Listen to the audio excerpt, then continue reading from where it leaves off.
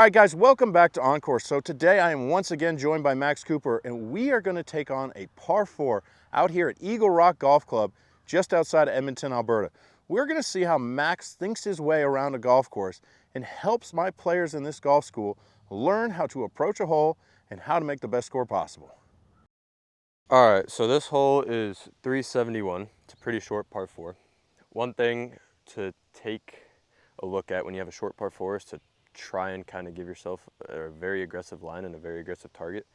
At least that's what I would do. I have the distance to kind of attack it a little bit more, so I like to be as aggressive as I can and give myself an easier little pitch shot.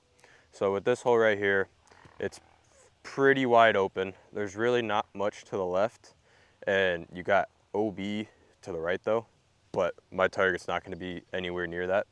We talked about earlier about picking a target, picking high targets, and picking a target where you can miss it on either side and still be okay. So my target, with the wind being a little down and off the left, is going to be right at those carts right there, because I'm going to kind of just let the wind take it. And one thing that I also like to do when it's a little bit breezy is I like to play with the wind a lot. So I like to kind of shape the ball with the wind and just kind of mess around with it more. It makes it more fun, and it just kind of takes a lot of stress off of it. So I got my target in the distance. It's kind of hard to specify what it is because it's so far, but I got my target. I'm going to commit to the shot, and we'll see where it goes.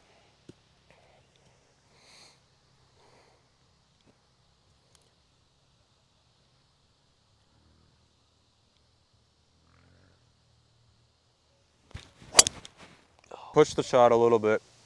Got 77 yards in here. With this, it's a pretty simple shot. It looks like I have a lot of green to work with. Pins back.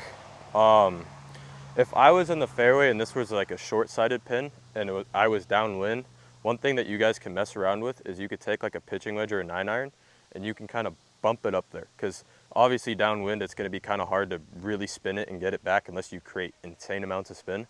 But one thing that I like to do and get creative with is kind of like take a pitching wedge, 9-iron, and just bump it up there. It takes a lot of risk out of play, and it's a lot easier to hit as well. It's just a simple bump and run, but you're just making it a longer shot.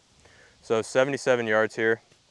I'm going to play it at about 72, 73 and kind of let it run out. I'm in the rough, so it's not going to get as much spin, but I'm just going to hit it and we'll see where it goes.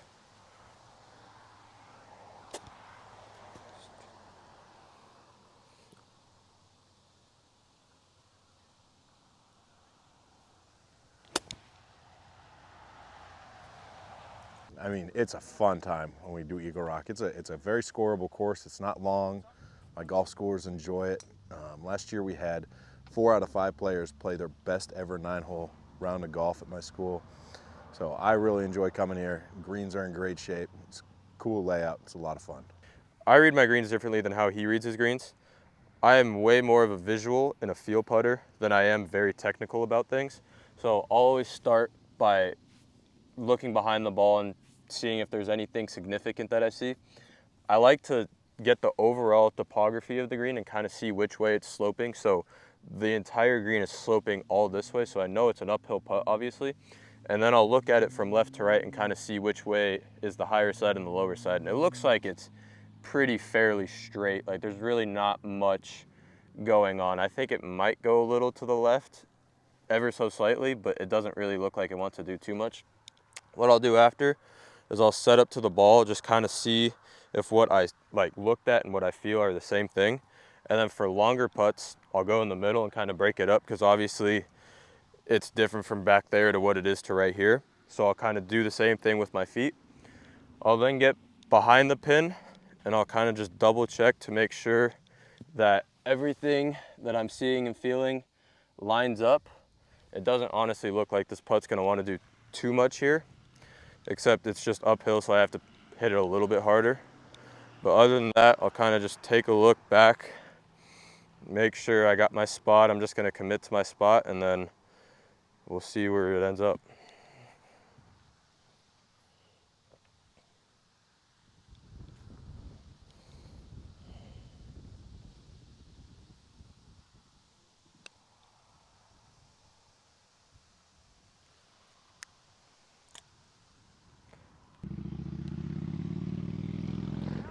I'm gonna talk to you guys about hitting uphill into a green versus hitting downhill.